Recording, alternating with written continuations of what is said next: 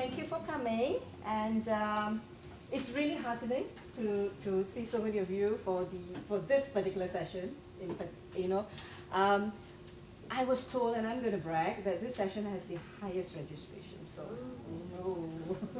so really in line with what Director shared in the morning. So that's really, really nice. Okay, the four sharing that's going to take place today, we have organized it in such a way that it's going to be about 20 to 25 minutes sharing. And if you have any questions at all, feel free to ask the speakers, and then we'll move on to the next one. I wouldn't want to eat into their presentation time, so I'm not going to do too much of interfering. The AGs that were requested to share was based on the fact that we had the heads actually presenting what they are doing within the AGs at the management retreat. And we felt that instead of just management listening to it, we wanted other faculty to listen to it. And we hope to have more of such sharing sessions so that we don't reinvent the wheel. We adopt best practices, we adapt them, and we want to have more collegiality among the academic groups. So that's the whole idea actually, right? So the first is by HSSE, and they're doing integrative learning through a center case study project across multiple modules. May I invite Joanna, Hanan, and Zachary. Thank you. Hi, I'm not all three of us, I'm just the Zachary part. My colleagues are right there. So I'm simply going to start us off using one of the tools that I use with the social media thing. And so if everyone has a phone or some kind of device, grab it, because you will need it during this session. I'm simply going to introduce the tool, and then my colleagues will talk about their program, which they're in charge of their program. And then I'll come back at the end and talk more about more uses for this tool. Okay, so just to show you how easy it is to start implementing this stuff, I've done nothing. I have no preparation at all for this session right here. But we are going to use a tool, so I'm going to go into the internet here, called Today's Meet. Now, if you've ever been in a situation where there hasn't been discussion in class, or you have students that aren't very vocal and don't want to say things out loud, that causes a problem, right? Because we know that good learning happens socially, but that often happens here. So one of the tools that you can use is called Today's Meet, and this is what we call a back channel discussion. So I'm going to go to todaysmeet.com, and I'm going to set up a room, a back channel room. Okay, so all you're going to do, I'm going to call it, now you can see I'm just picking a name. I haven't logged in, I don't have any kind of account. You can establish an account, but you don't have to. Okay, so this is called Today's Meet. I'm going to call this room, we'll call it NIEN. Okay, NIEN. All right, so I'm going to open this room, and I'm going to pick to open it for the next 2 hours. Okay, so then I'm going to open the room. Now all of you, if you will go to this address right here, todaysmeet.com/NIEIN. Okay, so you go to that right there on your device. Okay, and once you get there on your device, just enter your name. So my name, I'm going to say ZW, and then just enter a short message. So hi. Okay, so if you don't mind going to that site, enter your name, and just put your message in, and then we're going to talk about how you can use this during this session. Okay, and how you can use it for any session. So again, todaysmeet.com/NIEIN. Once you get there, enter your nickname, and then just put in a hello, JL, thank you, hi, back to you, whoever you are. And you can see, now we've got people that in real time, okay, we have a discussion. So this is where I am actually going to step away, okay? You keep your devices out, and you keep that conversation open. While my colleagues are presenting, all I'm going to do is ask you to put in one thing that you've learned while they're presenting, okay? So as they're presenting, put in one thing that you pick up from their presentation. Fair enough? Can everybody do that? So let's say that I learned that Hanan likes bright shirts. Okay? Now obviously, hopefully, all right, you'll have something a little more in depth than that, but you're just going to put it into the conversation. So here's your assignment. Okay, during the next 15 to 20 minutes as my colleagues are presenting. One thing that you've learned and one question you still have. Everybody do that? one thing that you've learned, one question that you still have, okay? And you just put this in the message board, okay? And then at the end, I'll come back and talk about how we can use this in class and why this is a really effective tool, okay? So I'll turn it over to Joanna and Hannah. I'm just gonna minimize this, and then you will see here in a few minutes how we use this in class. Okay. Am I supposed to stand here? No. No, I can move around. Yes, please. Okay. I was told I have to stand in this place. Okay. Our presentation is on integrative learning through a center case study project across multiple modules, quite aligned with what was presented this morning about holistic learning, synergy of learning, etc. as well. A quick overview. The program that was adopted for this project is the Advanced Diploma in Teaching Early Primary Years for in-service experienced P1 and P2 teachers. We call it the ATAP-T program. So these are P1 and P2 experienced teachers, and the trainees that we have in our class can range from maybe 4 to 5 years of experience teaching lower primary, all the way to maybe 30 years of experience teaching lower primary. Okay, basically is to bring early childhood principles into lower primary classes, with the current emphasis on the early years being important foundation years. So the group project that we have is an in-depth case study of an early childhood center. So in other words, they actually go down to a preschool out there. So it's an authentic assessment. Plus the fact that it is a combined group assessment task across 4 modules taught by the ECSE AG. Now this whole program is conducted by several AGs. Our AG actually conduct 4 of the 9 programs. So it is a holistic assessment task. Later we will show you why it is a holistic assessment task. Okay, the key to this group project is to apply the principles of integrative learning. This is our 2nd year running. The first year what we have was individual group project for all the modules that we have taught, and we realized that, that the whole program, at least from the ECSE AG side, it appears to be like a fragmented landscape of individual modules. So we thought that that is not very meaningful. So we decided to implement integrative learning. So what is this integrative learning? The first thing is that we want them to connect knowledge and skill across discrete modules. We have 4 modules. I remember teaching in 2 of the modules, and I tried to make linkages for them between one module and the other module, but all these are very incidental, and we do not want it to be incidental learning. So the key is for them to synthesize their learning and demonstrate interdisciplinary understanding. But we realized that we do not want this to be in the context of a classroom. The theory-practice link is important, and that is why we bring the project to a real case center. So we bring the primary school teachers to the early childhood centers, enabling them to have a better grasp of the way, how practices are being enacted in real life setting. And hopefully in this way, they learn to appreciate their training here in NIE in a more cohesive and holistic manner. It is our attempt to improve the quality and usefulness of our training so that their training become more authentic and holistic, and they are able to make connectivity between the modules that they learn. And in this way, that their learning appears to be more what's the word that is used this morning? More real. There's more real sense to the learning rather than something that is within the classroom. And for early primary teachers, this is important because they are not exposed to early childhood principles. But internationally, early childhood actually ranges from 0 to 8 years old. So P1 and P2, they still need to be taught, being guided and informed by early childhood principles. So integrative learning can come in many varieties, and it's about understanding issues and positions contextually. Okay, the individual discipline, the knowledge within the individual discipline form the foundation.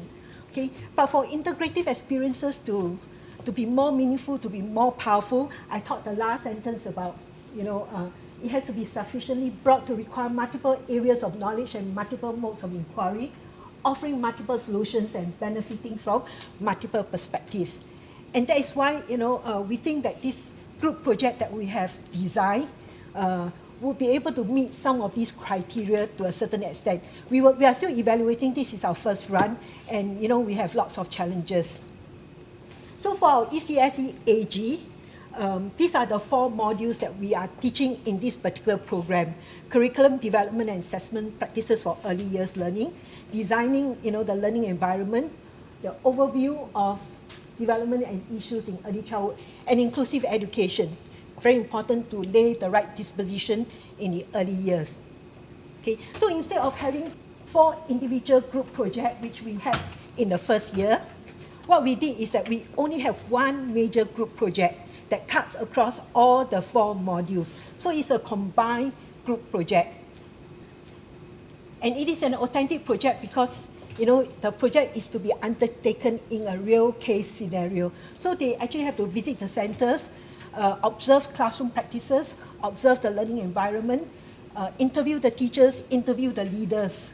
And within this group project, we give them guidelines to be able to see what they need to see within the individual modules, but at the same time, they are supposed to make linkages, connectivity between the 4 modules.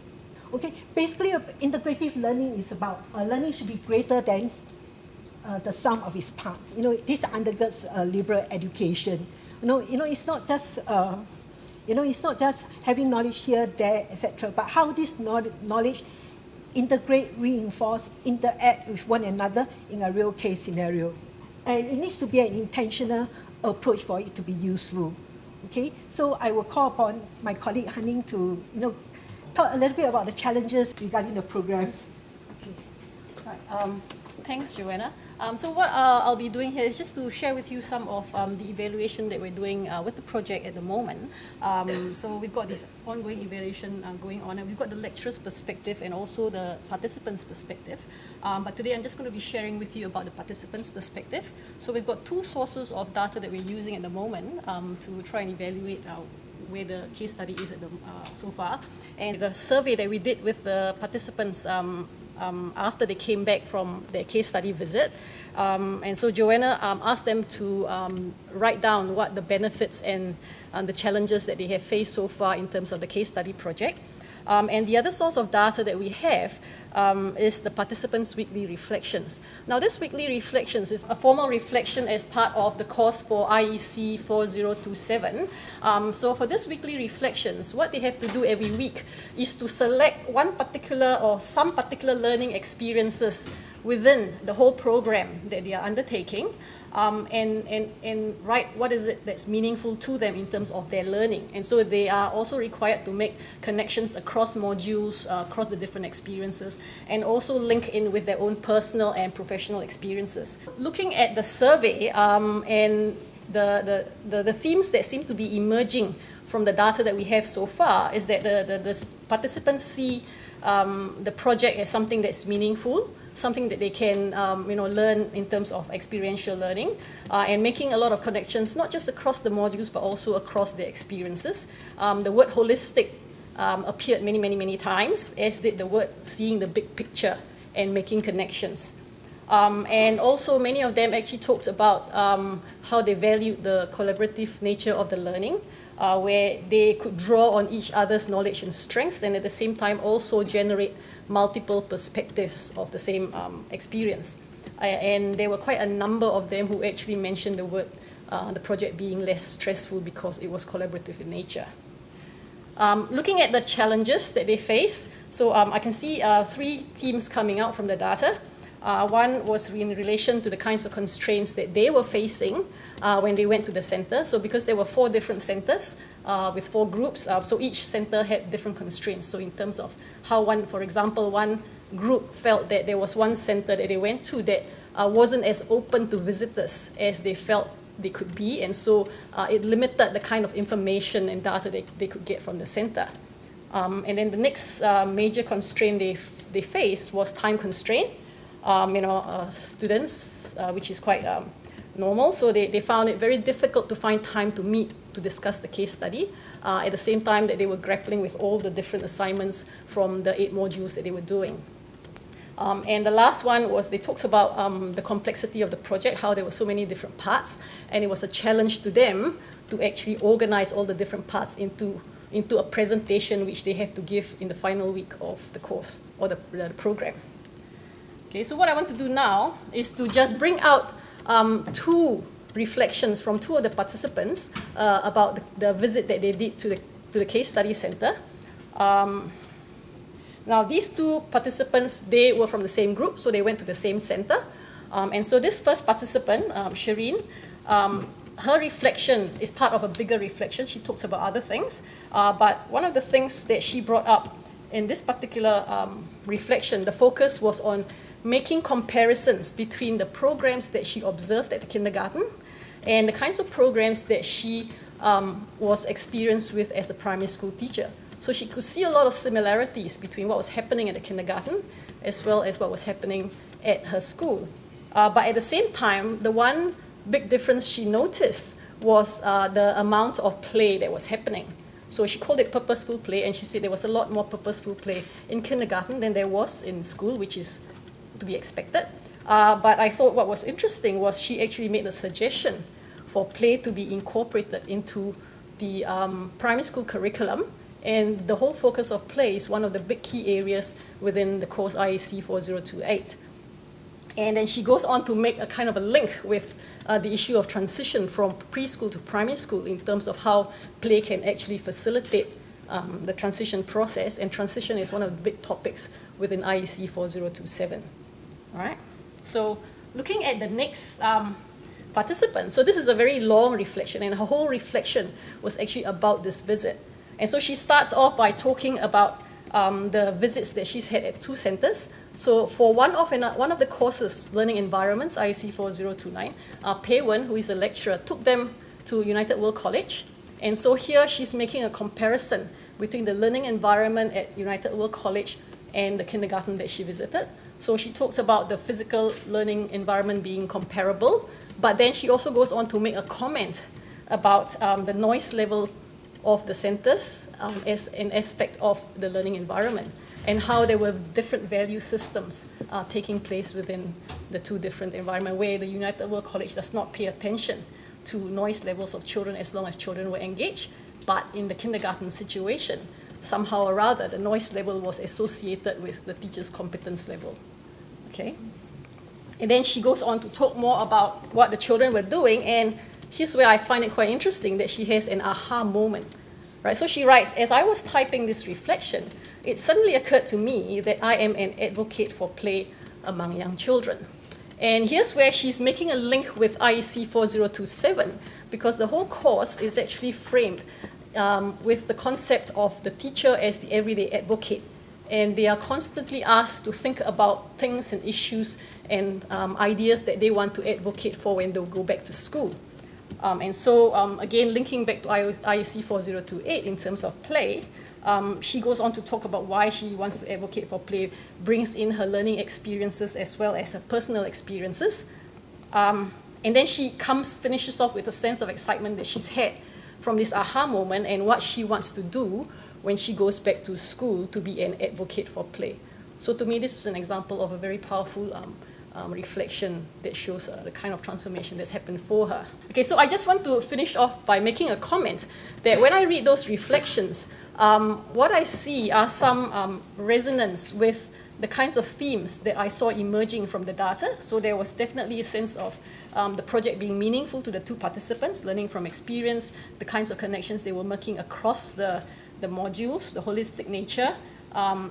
And also, okay, I can see that there are two different perspectives from these two visits by these two different people at the same center. And so it's going to be interesting to see how they can draw together all the different knowledge they have as they move forward in their group presentation project in terms of organizing the project for the final presentation. Okay, so with that, thank you very much. I'll call Zachary to come back.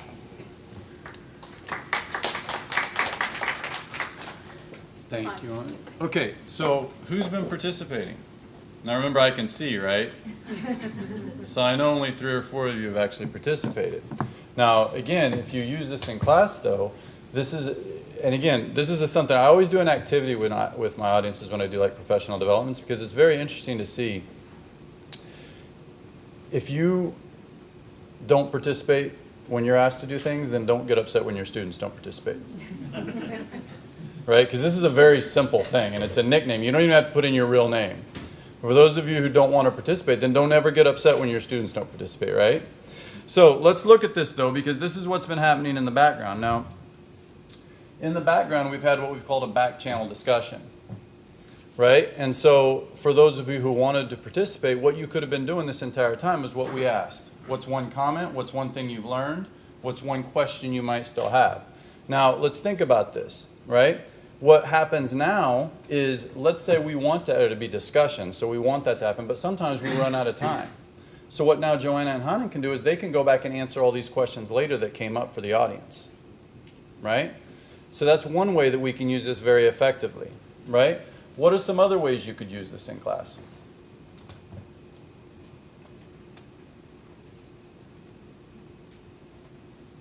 Why don't you write your answers down? Because this is what happens, right? You ask a question and no one wants to say anything. So now you can use a back channel discussion for answers, right? So gather student ideas, right? Absolutely. You could gather student ideas about a certain topic. Background knowledge. I use this a lot for background knowledge. If I'm introducing something new, I throw it out there and say, what do you know about this? And because students aren't really sure, do I really know this? Do I not? Then they put all their ideas up here. So you could park questions here. Exactly. So now you can go back and you can answer these questions. You can see what's the most asked question. So I can really emphasize that next time. What else could we do? Oh, come on. I know you're smarter than this. And I don't mean this bad. I hope you are. Because if you're teaching our students and we can't be more creative than this, our students are in trouble. All right? And I'm not trying to be hard on this, but seriously, like if you can't come up with more than just a couple things. So again, okay, background knowledge. Part questions. What else? Could you do a formative assessment halfway through the lesson? Weakness of the presentation? Yeah. Right? All kinds of stuff. You're giving a lesson halfway through, you say, okay, I want you to answer this question. You figure out what they know and what they don't know. Right? Could you do a summative assessment at the end? What's your one takeaway for the day? They put in takeaways. Now, what do you have before you teach the next lesson? You have a list of all their takeaways. You can see what they actually got and what they didn't get, right? What you need to reemphasize and what they really gathered is important, right? How else could you use this?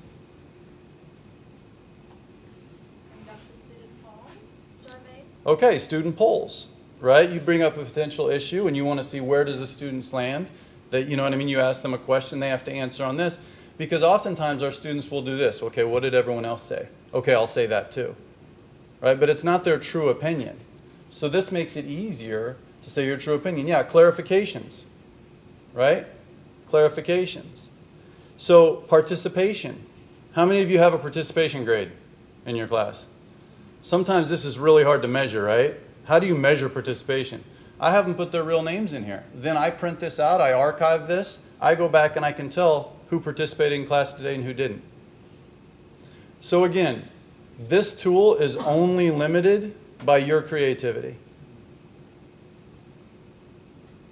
Right? By your creativity. That's the only way that this tool is limited. Because there are so many ways to do this. I will tell you how I use this in class. 3 things. How much time do I got? You have 4 minutes. Wow, I got lots of time then. Well, I'm just going to take my time. I think No, we no. have all the questions there, so I'm not giving you Q&A. That's fine, that's fine. Yeah, you can embed in other sites. Okay, you can archive it. So week 1, here was our discussion. Week 2, here was our discussion. Week 3, here was our discussion. Now, why is that valuable? It's progressive, and then when can the students use that? For a review, right? Before you give an assessment, they can go back and review the discussion that happened in class for each week, right? So here's the way I use it in class usually. If I ever show videos, you ever show videos in class? You've got a really great video and you want to have a discussion, but you don't want to stop it halfway through. I'll have a back channel discussion running the whole video. Right? So while they're watching the video, they have to put in their thoughts, their ideas, their questions, the things that come up with them. Right? And usually what I'll do it during a lecture, or during a video, or just a group discussion, and I'll ask for 3 things. Number 1, one thing that sticks out to you. What's your one takeaway that you've learned? Right? Like I asked you to do, what's one question you still have? And then I ask them to answer someone else's question. So you can see what I did, if we scroll down here a little bit, is I put at AZ here, whoever AZ is, and I don't even know who that is, but when they answer someone else's question, they start it with like at that person's name, and then that's how they answer that question, okay? Now, JL did ask a really good question. What happens if students make rude comments? Okay, I've got 2 minutes to talk about this real quick. This is something that we're very concerned about in education, right? But here's the thing. 5%, this is my 5% rule. 5% of any audience is crazy. 5% of you are crazy. Like I don't know who you are yet, but I'll figure it out if I had you as a class, right? But so often what we do is we make decisions about that 5%. We take away really, really good learning opportunities for 95% of our kids because we're so concerned by one kid who's going to make a rude comment. Now, it's a valid question though. So what happens if they do make a rude comment? Well, first of all, they've got their name down. You know, like, I know HP just said that. So you can have them use their real name. How do I track participation if they don't use their real name? So they have to use their real name in their discussion. If they make a rude comment, I know who made it. Right? But the other thing is the students tend to love this tool. So I say if we can't use it responsibly, we're just not going to use it anymore. And I honestly, now again, we teach university students, right? I have never had a student say anything inappropriate on this. Just doesn't happen. Right? Now, if you're working with maybe 13 or 14-year-olds, yeah, you would have to monitor that a little bit earlier. But this is what I tell my teachers when I train them. I say, if you're working with 13 or 14-year-olds, simply set out the rules. Here's our 3 ground rules. Be respectful, use appropriate language, and do just those 3 things. If you can't do that, then we're going to take that tool away. And if you can, then I've got your name right here, and I'll just simply let your parents know this is what you did. Right? But here's the thing with all social media, and I'll end with this, whether it's this tool or anything else you use. If you make your whole class around that 5%, you're not being fair to the 95%. Right? And so you got to be willing to put yourself out there and try some new things. And this is just a very, very, very simple way to allow your class to discuss things. Because what happens here is who has the voice here? Every single student now has a voice. Your class is not dominated by the 5 loudest kids. The quiet, shy little girl in the back, she has a voice. And that's really, really important. Right? So, I think we're done. You're done. All right. Thank you so much. Thank you. Do you think this sort of tools will lead to a case in which 2 persons are facing each other and they are using the phone to talk to each other? Well, I think we've all... Yeah, we've all seen that, right? Yes. Yeah, I mean, I see that. Sad? What's that? Isn't that sad? Okay, so this is a whole longer philosophical discussion. I don't know if we can get into it here. Again, I think it's sad based on what definition of communication? Right. Based on what, because if it's your definition of communication. Well, 2 persons are just next to each other, right, talking to the phone. But why is that sad? I'm not saying I like that. Please understand, I'm not endorsing that, but why is that sad? Why should you just communicate through a machine? Why should we just communicate through voice? Aren't we human? Huh? Aren't we human? Absolutely. Absolutely. But what about the kid who can't talk, who's mute? Zach, I think what's important right now is that this is exactly what we're demonstrating. Mhm. The communication also has features, non-verbal features. Absolutely. And action. Absolutely. He can read your sense. Mhm. He can frame his responses based upon your sense. Yep. And that's the key to communication. We're not saying that this is not a good tool. Right. We're saying that there's a place where a student needs to be able to express himself verbally so that he's open up for people to be able to defend it. I Now, absolutely agree. I'm able to use this because I can collect information, Mhm. but there is a point where the students need to be able to stand up and defend like what you are defending. Mhm. And in your defense, you can easily text back, but you didn't. You Mhm. express it because in the Yep. expression, you choose words that are meaningful to put through your perspective. Mhm. And we can do that more efficiently by the use of words. Okay. Not to say that this is not a good tool. Two things. Thank you for clarifying that. I appreciate and I agree with you completely. Am I saying use this all the time? No. It is a tool to use sometimes, Yes. Yes. right? Not all the time. So that there are times to work on those other skills as well. Okay? And if you come into my class, one of the things that I loved about this is learning is loud. If you walk into your class and it's quiet, that's not a good class. Also for Right? mathematics, if you key in the Mathematical symbol and the formula, you take too much time. Okay. So again, I'm going to come back to my second point with what you said. First of all, this is not a tool to use all the time. Okay? Second thing, you all have that student who won't say anything out loud. This gives them a voice. Maybe they start with this, and as they express their voice through this more, then they start to feel more comfortable. I am all about social communication, and in fact, conversation. It's a massive part of my class, and you're welcome. Any of you are welcome to come into my class anytime you want, and you will see it is a loud place. But there are times when we know that the loudest person wins. Well, this takes that out of the equation. What wins the argument here is who makes the best point. And that requires more critical thought than just talking louder or talking longer. Does that make sense? So again, I would love to continue this conversation. Please email me, because this is the stuff that I love. But I think that what we do is we turn off these kinds of tools because we think, well, the reason that we think it's sad that people do that is just because that's just not traditionally how we've done it. Well, tradition isn't always right, nor is it wrong. This is just a different way. Right? And if it works with the kids coming into our class, that's important. Thank you. But for us in science, you didn't answer the question. What was the mathematical symbols? Like Mhm. this is Yeah, you have to take it offline because. And I'm happy to do that with you. session. Happy to do that. But, Lots of ideas. Yeah, just 2 points to wrap up the session. I think it's a very good discussion. We shouldn't go away thinking that technology is going to replace what we are doing in the classroom. That's not the intention at all. But what we want to do is we want to provide for continual learning. The learning doesn't stop within our tutorials. Once the student leaves my class, it does not mean the student can only contact me the next week. And that's where your technology could come in to extend that learning beyond the classroom. Now, I don't have to be also the tutor responding to all the queries.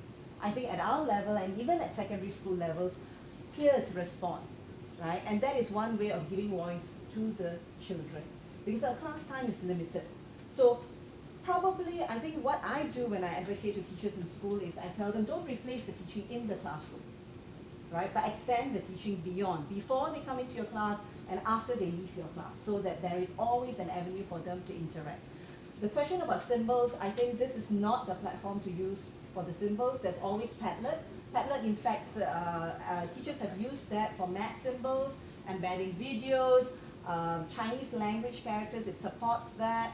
Mentimeter is another one that supports Chinese and Tamil language characters, right? That's something that Zach actually introduced. So we've been exploring some of these open tools, and there are other tools that support different characters. So this may not be the one, there will be others. Now, I'm sorry I have to rush this, but he's at your mercy. Yeah, welcome Alright, to your okay. AG. Any I mean, point bring in me to time? the lines again. I love it. Like, you know what I mean? So I have to hand it please. over to Mark, all right, because Mark is shuttling in between sessions. So Mark is going to present his AG's idea of the historian lab. Right. All right. Okay. Thank you. Put away your technology tools right now. Yeah, put it away. No, this project was also about technology to some extent. But I'm thankful for the opportunity to share what HSSE is doing. So this is a work in progress. We just received an EduLab grant to help us get started with this. And it's enabling us to develop what we're calling the Historians Lab and the Sustainability Learning Lab. So I'll try to give you a sense of what that involves in the talk today. Basically, we're trying to be a bit more strategic, a bit more focused, I think, in HSSE with all of the new initiatives, with the enhanced BA, the extended PGDE, and everything else that's going on.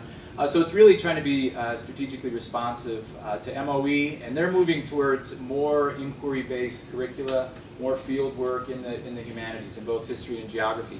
We're already doing a lot of these things. We do a lot of field work. We use technology to support that field work. So a lot of this EPIC that you see is already in place. And again, it's an effort to be more strategic in our work. This was really helpful at the Redesigning Pedagogy when Dennis Queck shared this with the audience. For us, this highlighted some of the tensions and challenges, I think, that we're experiencing. Dennis talked about responsible teaching, institutionally speaking, that teachers are highly responsible in terms of getting good results, in preparing students for exams.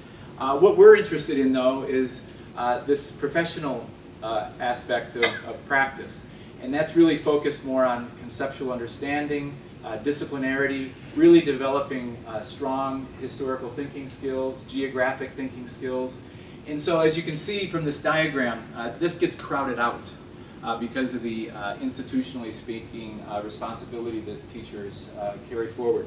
So we're really hoping to kind of grow this side of the equation to help teachers think more about what it means to bring more disciplinarity into their classroom.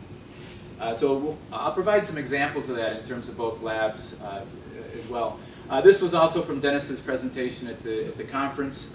I think the key here is to focus on this idea here, that it's not so much the repertoire of teacher strategies or what teachers are doing, it's really about what students are doing in the classroom. And it's really about this idea of having intellectually rich tasks that really develop the thinking and the understanding that we want of students. And so we're really trying to focus more on the design and implementation of these rich instructional tasks in history and in geography. So again, just to give you a brief snapshot, and I'll try to show a couple of examples that illustrate this, we're really focusing on inquiry-based signature design. So it's again this design of these rich instructional tasks. We're really focused on making thinking visible. What does it mean to think like a historian? What does it mean to think like a geographer? What does that sound like? What does that look like? So we're using video cases to try to help teachers and students have a better understanding of that kind of thinking. And again, we're really focused on the curriculum materials, instructional tasks, and making sure that they are intellectually rigorous and demanding. And we're really, this is a concerted effort of academic staff and curriculum studies staff working together, our historians and history educators, our geographers and geography educators really working together around this. And we really want to try to bring together the focus on research and pedagogy to really identify what are the areas of need in terms of teaching practice and how might we provide solutions or address some of those needs. So we borrow the idea of this sort of signature pedagogy from Schulman, of course. But again, for teachers, we think that means really understanding how the discipline works. So what does it really mean to think in the discipline or reason in the discipline? What does it mean to talk and write in the discipline? So having an understanding of that, but also having an understanding of how do I, as a teacher, design these sort of rich, authentic, intellectually demanding tasks. I guess, not at the same level as a historian, of course. I guess it would be a junior version to some extent, right? So it's, again, age appropriate, but finding this sort of junior version of disciplinarity. We see this in the other professions. Here are some examples that probably you're familiar with. And so we were able to secure a EduLab grant, which officially started October 1st. So again, we're just making this up as we go along. But we're wanting to implement these ideas through this notion of apprenticeships, apprenticing both teachers and students. And it's really the development of field sites for both geography and history, as well as curriculum materials and workshops. And we are collaborating with 5 partner schools. So they'll be really important all the way through this in terms of helping us conceptualize the project, to implement it, pilot it, to learn more about what we can do better, and so on. So now this is, you're really lucky. This is the world premiere of the Historians Lab, the movie. Okay, so hang on. Understanding history is an intellectually challenging task for many students in schools. It requires them to contemplate issues, events and people who had lived in the distant past and often removed in time and familiarity.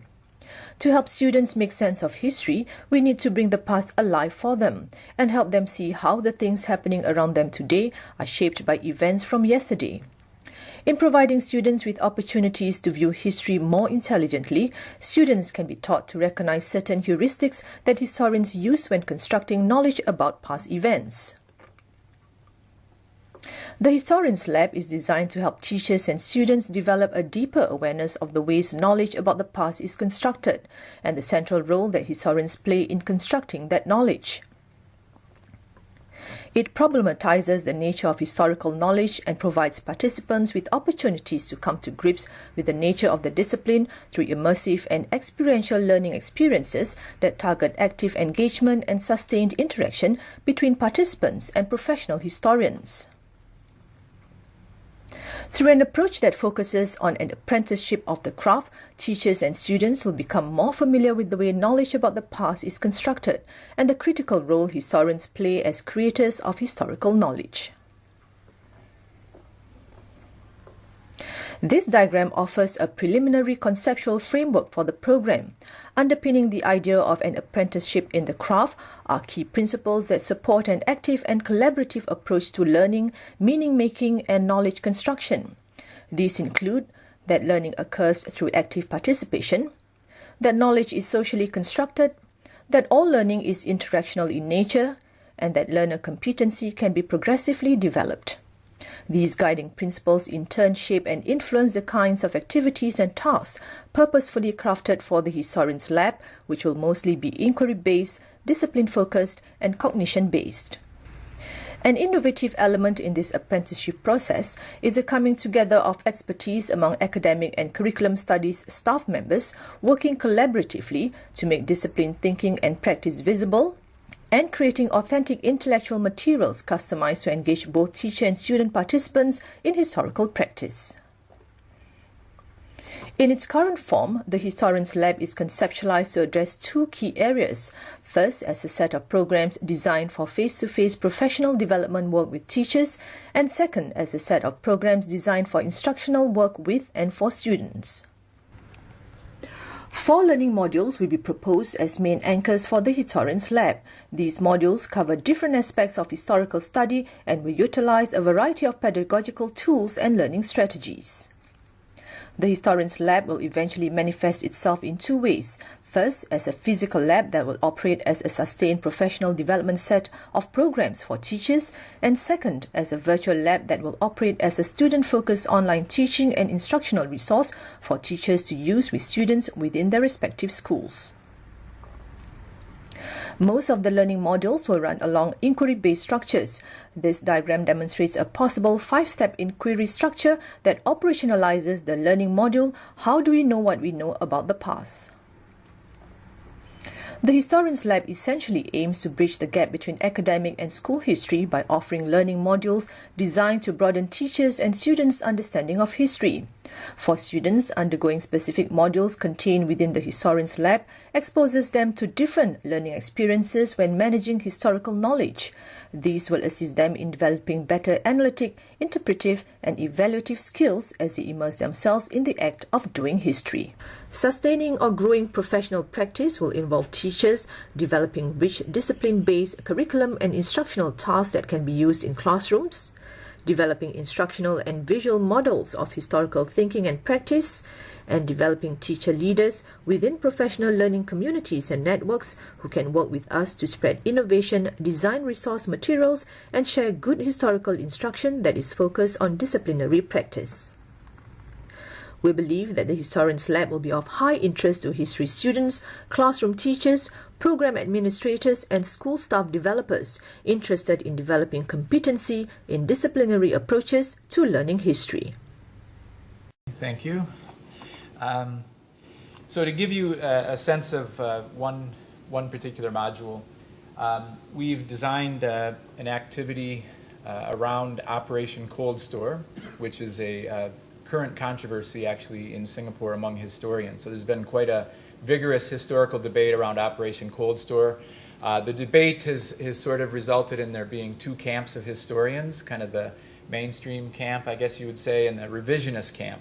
And it's really a debate over whether the 1963 arrests of suspected communists was more of a security issue, an authentic security issue, that they posed a threat to the state, or what at that time it was still under part of Malaysia and Singapore, or whether that was done for political reasons to weaken the opposition. And so you have historians weighing in on this debate, and there's been quite a flurry of activity around this. But what we plan to do, and that video, that was our effort. Sue Jaime developed that. But we actually have CEL working with us around developing video with the teachers. And so Ivy Lim, who's a professional historian, will talk about how she sort of manages that interpretive problem related to Operation Cold Store. So we'll get to hear her thinking related to Operation Cold Store. And we'll structure activities that follow some of these basic moves in terms of having enough contextual knowledge to be able to think about the issue or the problem, studying different historical accounts, maybe seeing what these different historians have to say, also working with original source materials, interpreting evidence from those sources, and then constructing her own account as a historian. So she'll take us through that process. So again, these are some of the basic moves. So really engaging in the background reading to learn more about the context. Operation Cold Store, the broader context, of course, is the Cold War. And most nations, we're kind of dealing with this issue of communism after World War II. So we see, again, some of these basic moves, engaging in background reading. And part of this, when we talk about thinking like a historian, it's about asking strategic questions. It's about really having the kind of historical questioning disposition that historians take when they come to a particular historical problem. This was my history professor at University of Rochester, Christopher Lash, very influential historian in terms of my own thinking. He was a social historian. And so, as you can see, there's some books. This one was written recently by Kumar Ramakrishna. Its title is Original Sin ? And it's Revising the Revisionist Critique. So now it's a revision of the revisionists. And so you see the debate being played out in the public. There's actually a really good Straits Times article that was written back in April about Operation Cold Store, where a lot of different historians were interviewed, and it really kind of provides some good basic understanding. But again, you can see some of the kinds of questions that we're hoping students that will become sort of internalized in terms of teachers and their teaching, as well as students as they're working with different kinds of sources or accounts. Again, looking at the available primary sources and asking different kinds of questions. And so on, interpreting and writing conclusions, or historians write their own interpretations about accounts. And so when we come back, we would again hear Ivy talk about how she has evaluated these different positions, and we would hear how she formulated her own conclusions or her own interpretations about Operation Cold Store. So this just gives you a quick snapshot of like a module that would be for students. So now I'll shift to the geography side. So we're also mounting a sustainability learning lab. And so I'll talk a little bit about that very quickly. This is the lower secondary geography syllabus. If we look at this, it really does require this idea of a geography education that is much more inquiry-based. It's much more focused on field work. It's much more focused on having students do geographic thinking and really understanding sort of foundational geographic concepts. So here we see, geography teachers are wanting to do this, and I interviewed one yesterday actually, and basically she had this to say. And she said, it's a problem of expertise. She said, I don't know how to do, I trained as a human geographer. I don't know how to do physical geographic field work. I don't have the expertise. Secondly, she said, we don't have time. We don't have the materials. Also, they talked about the lack of instrumentation. We don't have, the kinds of equipment that can be used to gather physical geographic data. And so we're really addressing some of these kinds of issues in terms of geographic education. And as a result, a lot of it falls back on more traditional, they're in the classroom doing field work.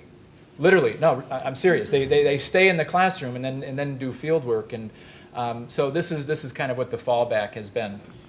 And so we're hoping to support both teachers' work in the field with their students as well as in the classroom.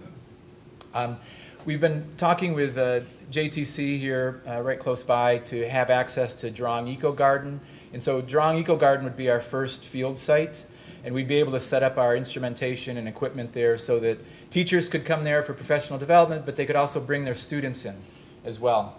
So that'll be key. Part of what we want to do is have an ICT portal where students can use different kinds of technologies to gather data, geographic data in the field, and then upload that so that there's a database where students and teachers would have access to the geographic data and then could work with it in terms of doing analysis and so on. So we'll see here that at Jurong Eco Garden we will have established meteorological equipment that will do water quality testing and other kinds of data collection.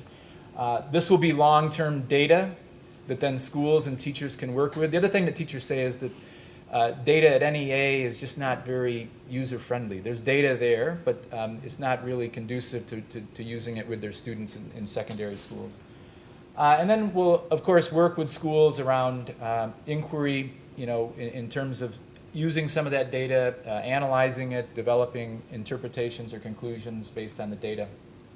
So this is an example, maybe if the students went to the Jurong Eco Garden, where they're really looking at the water quality, how it changes over time, relationships between rainfall and water quality, and those kinds of things. So there's a range of different kinds of inquiry questions that they'd be able to answer in their work. So here we see some of the different kinds of data. This is students working with some of the instrumentation and uploading different kinds of data. We also have two apps. WaterScope was created by a geography student in HSSE that's used. And then MGeo was created by Kalyani Chatterjee. And so we would use both those apps as a way to collect geographic data and to make that data accessible to students. Again, other types of support, customized fieldwork, workshops, and so on. And then the website, too, would be a place where these resources would be housed and located. So it's kind of a one-stop portal for teachers to go to in terms of data, in terms of teaching resources, in terms of video cases of teaching, and so on. So we see, teachers struggling with some of these kinds of issues. We're addressing those, and then they become happy campers. That's our view, or happy geographers, I should say. Happy geography teachers. Okay. So as part of this project, there's some key deliverables. I probably shouldn't show this because we'll have to make sure we follow up on that.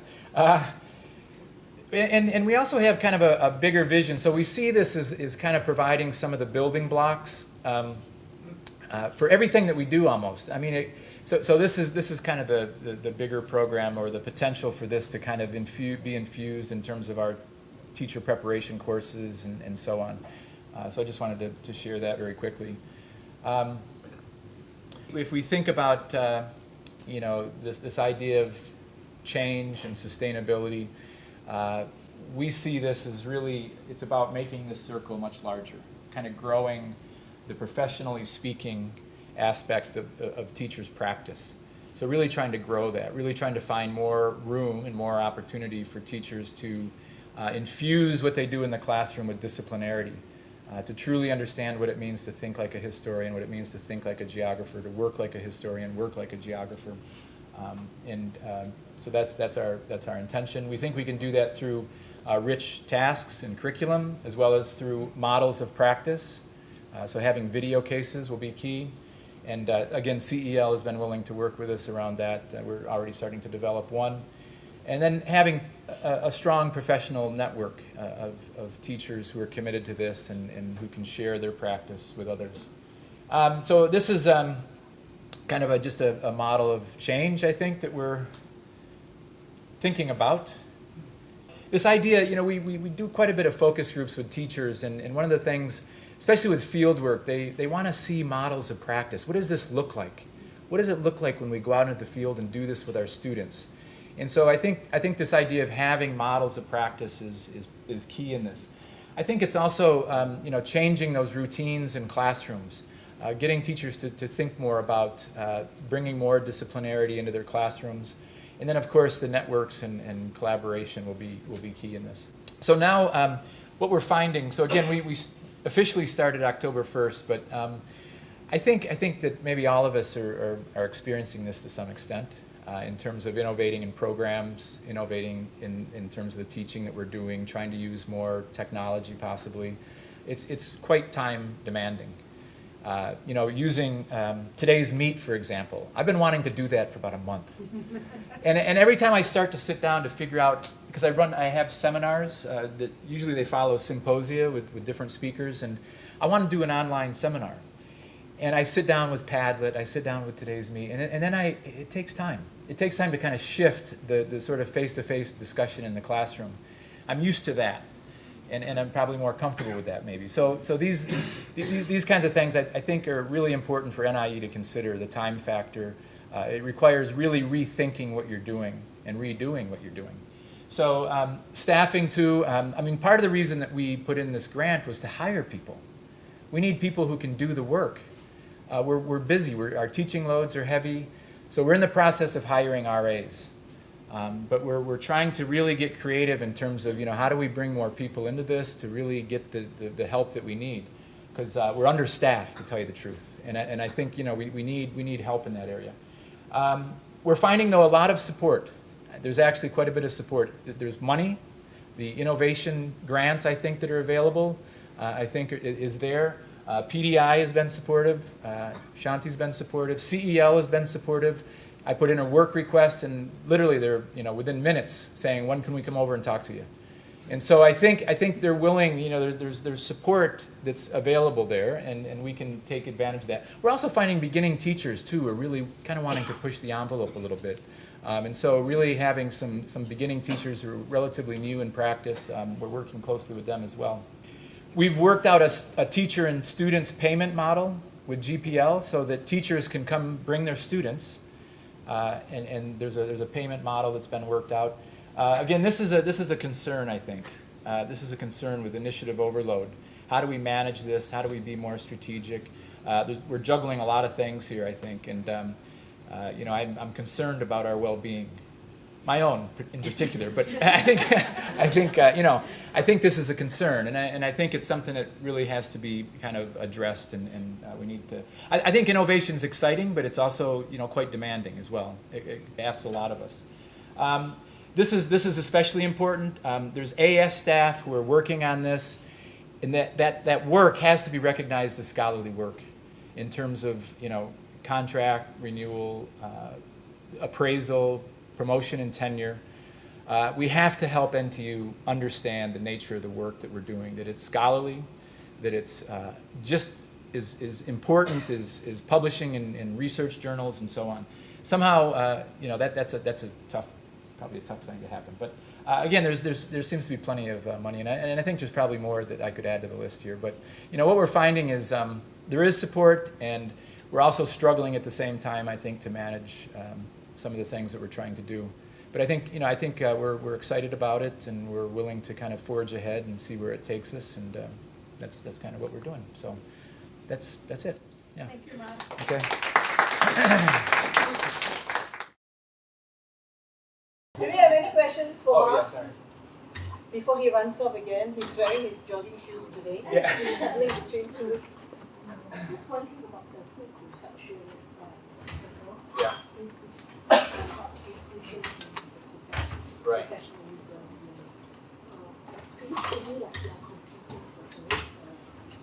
think many of our teachers out there are always having this mindset. I think for us in early childhood, they also bring about paradigm shift that they're not competing circles. Right. For example, for us, day-based learning, we actually Yeah, one of my colleagues said. Yeah, one of my colleagues said that they should maybe be seen as overlapping more. Yeah. I think it depends on the curriculum, and I think it depends on school culture. I think the intention of the curriculum that MOE has developed in the humanities and social studies is much more inquiry-based. It is much more focused on field work. But yet these sort of imperatives of the day-to-day grind, kind of, in terms of teaching and lack of time, results in a particular kind of teaching that is quite difficult to shift, to move. Yeah. But I think if you can show that moving towards this inquiry-based learning, how we can support them with high-stake assessments. Right. Right. And I think that we don't have enough evidence yet. So we have a lot of anecdotal evidence, I think, where teachers are saying, my students are much more engaged using technology. My students are much more engaged in discussion. But I don't know if it really translates into exam results. So they have this, I think, anxiety about, is this really going to translate onto the results? Yeah. So it's a good question. Yeah. Actually, I had a question. I didn't know you thought part of it. What are your thoughts about sustainability in terms of running the historic lab? I'm wondering if we see in the future getting teachers, for example, to do what I do. Yeah, I mean, I think that what Ivy provides is a particular kind of expertise, but I also think that what teachers bring is a different kind of expertise, which is really, So yeah, I think having teacher leaders that are really thinking through, this is how we're, bringing more disciplinarity into our classroom. So I think it's both. I think it's both teachers and I was talking to a historian 2 days ago who was a former BA student of ours and a former master's student of ours who went to ANU to do his PhD in history. He said he is still shaped by the two historians, one sitting in this room, Rahil and Wang Chenping, that they had such a formative influence on him as a teacher. He was a primary social studies teacher, that he went out, and I thought, that'd be great to capture that, because I think all of us have been inspired by different teachers, and there's something that connects, it's very connecting with young people about history. I loved history, not when I was in high school, I hated it. But when I got to the University of Rochester and I studied under Christopher Lasch, and I wrote every word down that he said. I tried to get into even master's and PhD classes. He goes, "You're an undergraduate, get out of here." I was like a little groupie, I mean, it was bad. But I thought, so I was mentioning to Jaime and Kim Irvin the other day, I said, that'd be an interesting video actually, to have teachers or students even talk about what it is that they really love about history and why they've chosen history. Yeah, I think as far as the sustainability, I think we want to have this infuse sort of everything that we do, even at the pre-service and PGBA level. So. Thank you, Bob. Yeah. Okay. Thanks. Yeah. All right, I'll invite Azhar to share what PASS is doing. Hi everyone. Two things that I'd like to share with all of you today. First is the teaching practicum Blackboard Course that we created. And secondly, another one that with the help of CL, we created a systematic lesson observation tool that we call a slot. Now the first one, this was sort of initiated when I took over as the AG Practicum coordinator.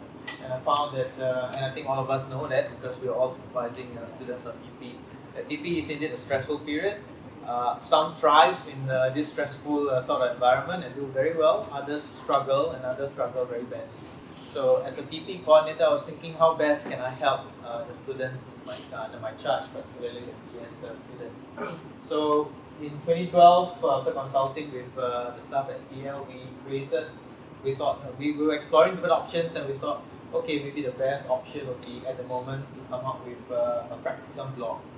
So we tested it out, we tried it out, and we came out with this. And we saw that it had very, very high viewership. And we also noted that whether it's TP1 or TP2, that viewership is very, very high. So they are looking at it and looking for help. We also noticed some patterns where the spike seems to be seen just before TP starts, at the beginning of each week, and as and when we upload new documents to support them, some resources. So we know that they're engaged and we want to look at that to improve their teaching practice and performance and so on.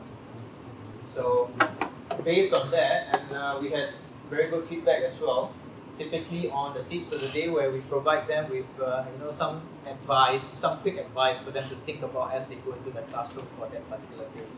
So we had good reviews and we decided, let's continue to do this. And in 2005, we attended a session that CDL organized based on the new Blackboard, and we saw that, there are some new tools that we can leverage on, that we can use to make this blog a little bit better, or a lot better. And so we worked with CL and we migrated the blog onto a Blackboard PESS teaching practicum course. So with that, we actually enroll all our students into this course, and therefore that means we can communicate with them easily and automatically. So what happens before is it's very difficult for us to send out a message to them. And this June, for example, we have more than 200 students out on TP at the same time. Various programs, and I've got different requirements. So by putting them all under this course, we can communicate with them and send out any messages that we want, or to any one particular group, so we can segmentize them and so on. So this is what we created. So we sort of maintain the same structure as we did for the blog. So they had, the various announcements about teaching practicum. They still have that tip of the day, staff information, NIE requirements, PES requirements, and then advice, resources on lesson planning, preparation, planning, developing the lesson. So it became a one-stop sort of platform for which they go to, and they don't go to anywhere else, to get all that they need in order to support their teaching practice experience and to improve their teaching practices and so on. The good thing about the new Blackboard is that it is also connected to the mobile app or the mobile learn app. So if they download these apps, then it goes into the handphone or the iPads and so on, and they can get announcements very easily. So we leverage on that, this mobile application, to better engage them and to facilitate the supervision process. The other app that is available to us is VB Grader. So that allows us as an NIE supervisor to view and comment and grade their students' weekly reflections. As you know, those on TA, we've got 5 weeks of reflections that they have to submit. So it all goes into the Blackboard, and then we can view it on the go, make some comments, and then send it back to them. So we wanted to write on that with the new Blackboard. Wanted also to use this particular platform, the apps, so that they receive instant notification. Similar to what they are used to, which is on Facebook. Whenever somebody sends you a message, then you get a number there that says, okay, there are 3 messages and so on. So the mobile app for Blackboard works in the same way. So what we do, for example, here, the tip of the day, which is very popular amongst our students, is I can give small little things here on the first day of their teaching practice. So I sent something out at 7:12. Hopefully they are sitting on the bus, on the train, going to school, and getting very nervous about the first day of TP. What do I do? I've never been to the school before. So we send things like that. Smile at the school today, smile and greet everyone you meet, introduce yourself, start building good relationship. And I think the post-TP survey that we did with the students, we got a lot of positive feedback about these tips of the day. So these are some of the things that is now able for us to do with the new Blackboard. The other thing that is also popular are the shared resources. So we encourage them to put in some of the things that they have done in their classes. So there is this collaborative learning amongst themselves. And of course, as supervisors or as lecturers, we also put in resources for them to refer to and to make use of. Right? So that has been very useful for them. And I said earlier about how with this VB Grader, all the reflections are put up there, and so I have my list of students that I'm supervising, and when they submit, I can have a look at their reflections, make comments, and then send it back to them. If there is a need to grade, if eventually we're required to grade them, then we can do that. If we don't want to grade, that's fine, we just give the comments, and then they get to see the comments. So some of the feedback that we obtained from the student teachers at the end of the TP and with the use of this Blackboard, well, they say it is now it is well organized. They could find everything they need in the Blackboard course. The tips of the day particularly are timely reminders on some of the milestones. They get the practicum tips, address the questions, concerns, and challenges that they encountered during the teaching practicum. Some found it very useful. Resources and templates was provided. It's convenient. The reminders, the guidances, and all that, and therefore they are able to maximize the teaching practicum experience. And the third comment, the Blackboard course provided a new platform that was consistent with what the other modules are using, because all the other courses are using Blackboard anyway, so it's something that's familiar to them, so they're happy to use it. So this is just 3 of the many feedback that we received, and like I said, generally it's been very positive. They have found that it helped them through the TP experience. So whilst it may be stressful, we hope and we got some feedback that it has made it less stressful because of the resources that we've been able to provide for them.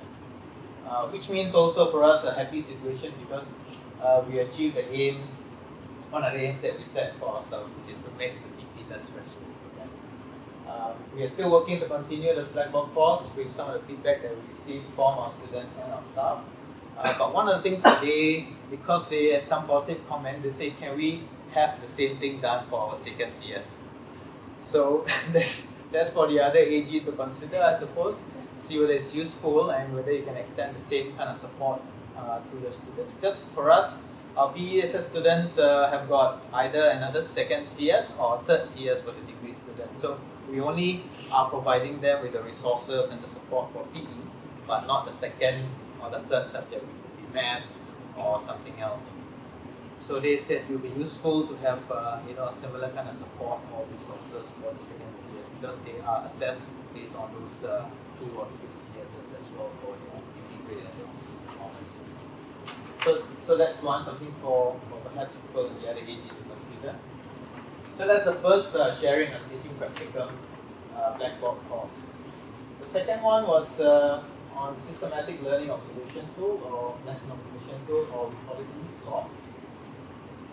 And it's really adapted from, some of you may be familiar with this, the academic learning time or the OBT, and it's been modified to suit the PE context, so the OBT and the timeline for time management.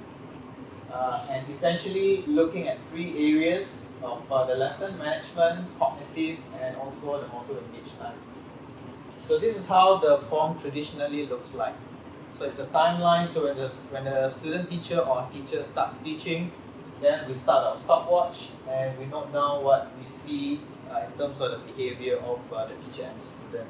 So if we see, the episode is about taking attendance or organizing groups, transitions, and so on, we put an M where it appears, the time where it appears. Maybe the 3rd minute the teacher is doing that, so we put it at the 3rd minute. So if this is completely filled up, you will see M, you will see T, or you will see C all over this particular form. So C includes explanation, demonstration, giving feedback, asking questions, and for the motor engage time, warm-up activity, game, skills, and so on. And then at the end of it, there's a summary where we put together all the different managerial episodes, we add up the time, and then we get a percentage, and therefore we can share with the student or whoever we are observing that, okay, you spend 30% of the time managing the class, or you spend 50% of the time talking. So we are able to give them the feedback. The problem with the original form is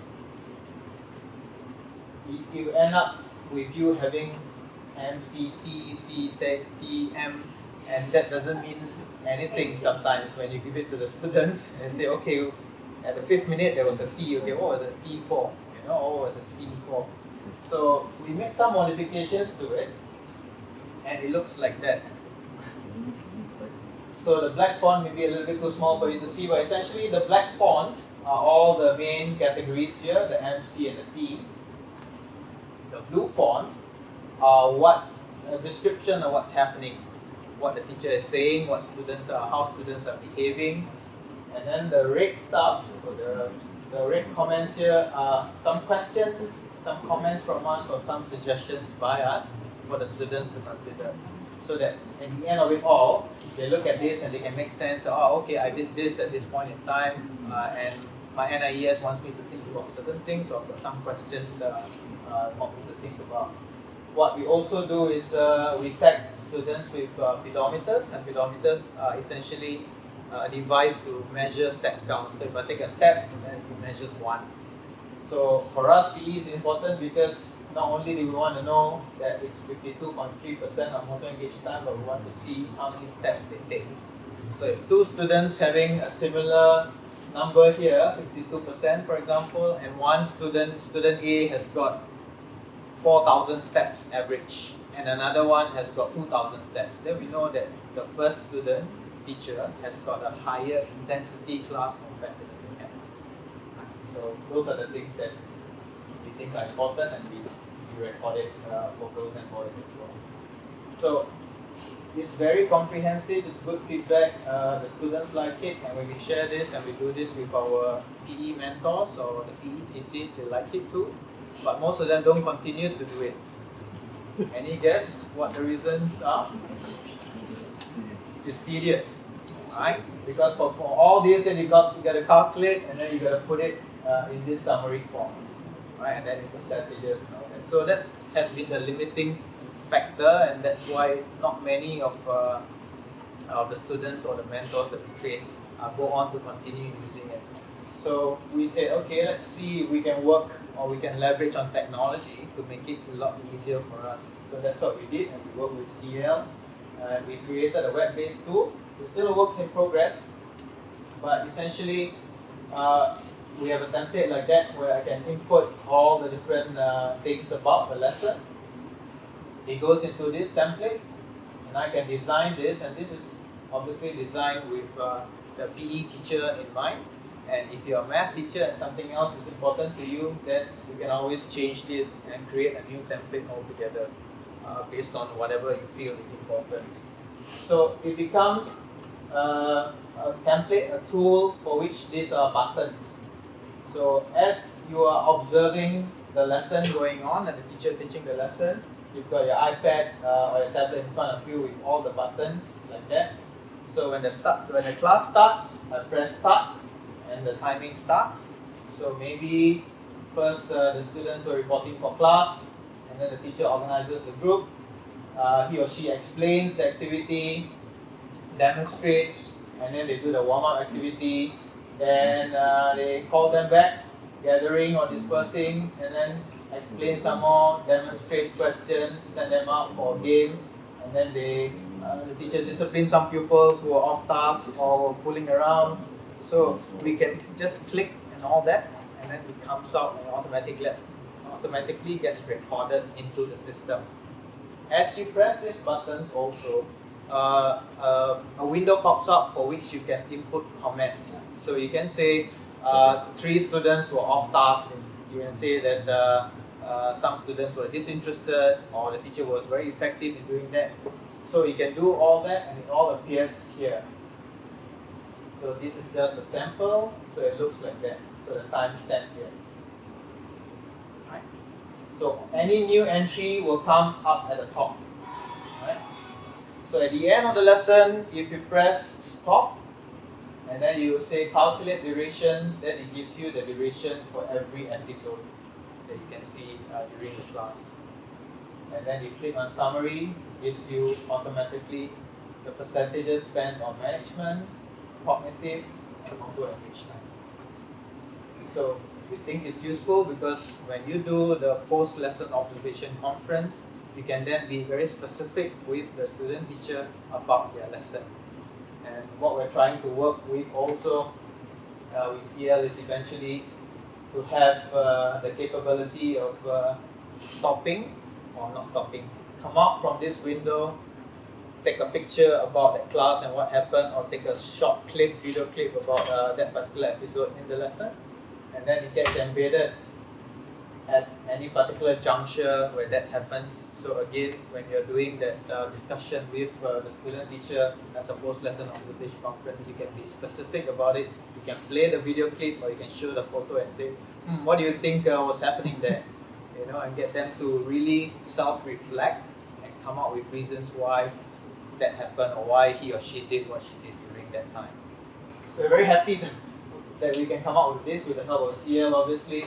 It allows us to systematically quantify those 3 areas that we feel are important for PE, and that allows for target setting. So if they have 15% management time, we can then say, okay, let's work towards reducing that to, let's say, 10%. And these are some of the strategies I wanted to think about in terms of performing or doing a management of class better. Or you talk for 75% of the time, and this is a PE class, so that's way too much. So let's try to bring that down to a smaller number or to an ideal number, and I'd like you to think about these particular strategies. So it allows us therefore to do some target setting and be specific about it. Right? And I mentioned earlier about including the pictures. So with these objective inputs, what we do is then transfer some of these things, or these things actually straight into the APT form, and therefore the student have got an objective, sort of a more objective assessment of their teaching and their teaching performance. So yeah, so those are the two things that, some quick sharing are two things that we're doing at the moment. Still a work in progress. There are things that we have gotten as feedback and how to improve it further, and we're working towards improving that. But if you're interested in finding out how we did it, and maybe particularly the e-slot, if it's useful for you, I can share things with you and we can customize it to your own needs, whether it's a geography lesson that we're watching, or observing, or mathematics, or languages, and so on. Questions? Yes, yes. Sorry, this is just a comment. I'm the assistant dean of Practicum. I just want to let you know that we are not encouraging AGs to video record, okay? Because there are many issues, ethical issues, and then sometimes our student teachers are also under a lot of stress. We have talked about this before. He said that the students are very comfortable with him, so that's why he was given the green light to do that. Okay, but for the rest of the AGs, if we intend to use video recording or even photograph, please let us know first and then talk to us about it. Okay, otherwise we'll get a lot of complaints, and if they fail the practicum, they're going to blame us. Okay. Yeah, I think that's a sensitivity that we are fully aware of, particularly with this PDPA, and Shanti and I will talk about it as well. I think if we have an understanding with the school and the student, they don't mind, then I don't think it's a big issue. But I think what's driving it is really to make that conversation, that post-lesson observation conference and conversation with the student teacher a lot richer with all these tools and this video and pictures. I think that's something that Azhar and I talked about. Just to add on, we do have lesson studies in school, and we have teachers who record, and it's basically part of being a reflective practitioner. So that's the understanding that we had. If the school and you agree and the student teacher is comfortable, right, then then you can alert Practicum office, and let them know it was done with mutual agreement. But it has to be done with a positive, they need to be comfortable, really. It has come to our attention that sometimes student teachers do feel very stressed and being recorded and scrutinized, and every segment being scrutinized. Now, if they get that messaging, then it's not a very healthy way of giving them feedback. So just something for you all to consider. Of course, we don't do this. Of course, we don't do this when we do moderation for failure, or that's just unnecessary and not professional of us. But yeah, where there's consent all around, then we do go ahead and do that. And our experience is the students find it very, very valuable, and they like to keep the videos. Although we say no, we can't give it to them because we don't know where else or who else the video will be passed to. Yes, sorry. Yeah, it's the same thing we're talking about the video, because I consulted my TV coordinator from the AG as well. He says that it's very sensitive and we need to get it clearance from the because of the personal protection, data protection. And the students as well. And the students as well. That's the other issue that we were talking about too, because when the students are involved and then with the recording, it's a bit sensitive also, actually. So it depends on whether the school is willing to participate in that. It's a lot easier because when we do recording, we assist, like in Mark's case, we assisted him by recording the classrooms. We leave the logistics to the school. Because it's a nightmare if we were to go around getting consent forms from every student and the parents, the students can't give consent, so the parents do. So if the school is agreeable, we leave that to the schools to handle it, to say that they are willing to participate and then they handle that portion of it. But on our end, I think it's more our student teachers and ourselves, how comfortable they are. Yeah, I thought it only runs on iPad. No, because at the moment it's web-based. We have not. It's just web-based at the moment. It's not been converted to a mobile app. So it runs on a laptop. It runs on an iPad or any tablet. And is it a specific program? So for the calculation, the back end for the calculation of the statistics, is it a program or? Yeah, it's a program that CEL helped to design. but it can be the template that you saw earlier. Like I said, it is specific to PE, but I can change this instead of management. I may be looking at, I want to look at something else. I can So if change someone, this. if a teacher wants to use it, he or she just download that program onto the computer? No, we hold the rights at the moment. So if they want to do anything, then they tell us what they want to do. We do up the template and then. No, if they just want to use it as is. Or they can't. We need to give them permission to use the template. Yeah, We so, create so, so, so the permission comes from you. Yeah. So the school wants to write in and say we are interested, we want to be able to let our teacher, he basically requests for you. Yes, that's right. Okay, correct, right? Yeah. And you can just basically download it onto a laptop and then, okay, now I'm You don't have to download. You just need to sign up as a user, for which we give the approval form, and then you can use it. No, when you say sign up, it has to be. They have to sign up an account for. There's an account created. It's not a web-based. free use. Oh, so it's Yeah, it's web-based. okay, I understand. My second question has to do with the interview. When you were actually using the template with there was no concurrent video recording on lesson, right? No.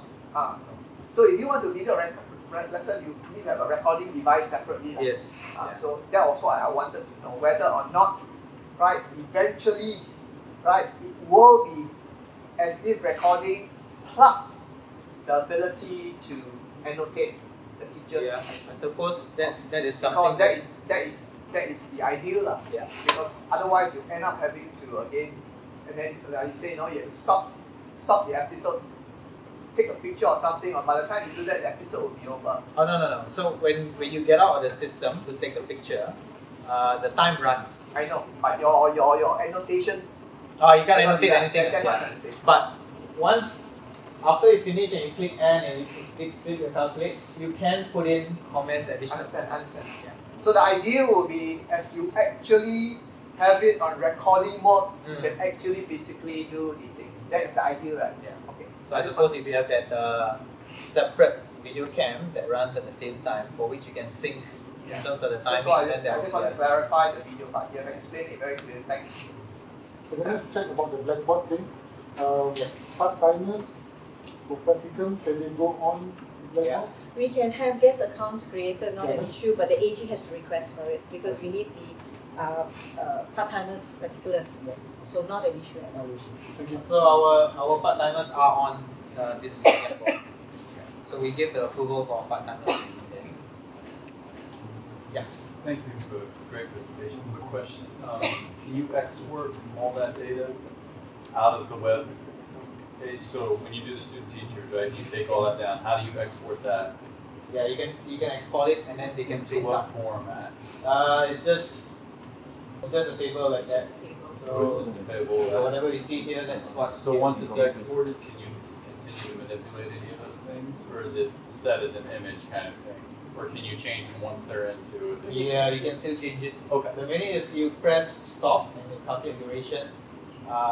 As an observer, you can put in anything post the lesson or any point in time. Thank you.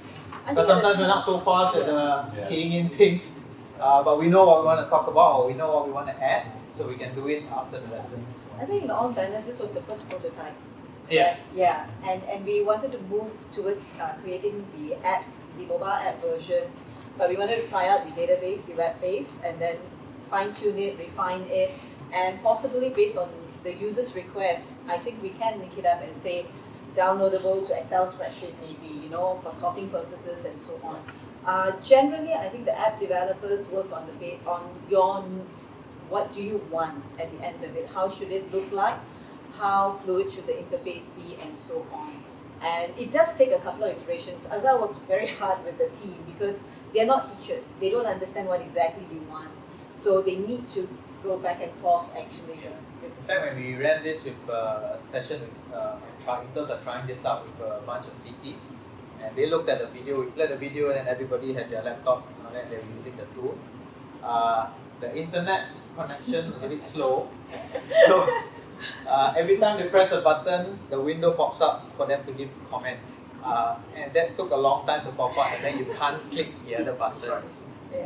So they were saying, can we then, is it possible for certain of these buttons not to have, because it's straightforward, not to have that comment box pop up, because you don't need to comment if it's just talking about praising and encouraging. Yeah, it can be straightforward. So that speeds up things somewhat. Yeah. So we're looking forward to working with the next iteration. We had some manpower constraints, but yeah, we'll get around to working on this. Yeah. I was just wondering, because this is verging on micro observation and micro recording, will that consciously affect the students' performance? So I know I'm going to observe by the minute, if I have a classroom management situation, should I handle, should I not handle, will this be recorded, will this be affecting my reason? Whether does it put additional stress in that area? Have you gotten feedback? Okay, our students are introduced to this when during the pedagogy courses. So when they, for us, for our AG, as part of the pedagogy courses, they have to do micro teaching. They don't do peer teaching, but they actually go to a primary school or secondary school and do the micro teaching there. So they are exposed to this form and they are actually doing peer observation already. So they're used to it. So when it comes to teaching practice, there isn't an anxiety, I suppose. I think that's very important. Yeah. But we tell the students very clearly that they're not going to pass or fail just because the percentage is whatever amount. But that's just some recommended or suggested percentage that we want them to be working towards. This table was used over the last 20 years and it actually changed the scope of PE teaching in schools. The reason is because in a lesson, generally our teachers spend more than 60% of the time managing the class. And you know in physical education, learning takes place only when they are motor engaged. The data that we collected from all schools in Singapore only shows that 12% of the time our students are in practice. That means our teachers are actually talking, well, 100% minus 12. You will figure that one out. So what Azhar has consciously done for all our teachers is for them to be aware that cut down your management if you can, right? Cognitive is important but not the key, but try to move at least your time on task or motor task to at least 50% of the class time. We think that's the ideal target. Right now we are only at 12, regardless of whether it's primary, secondary, or JC. That's the Singapore data that we have.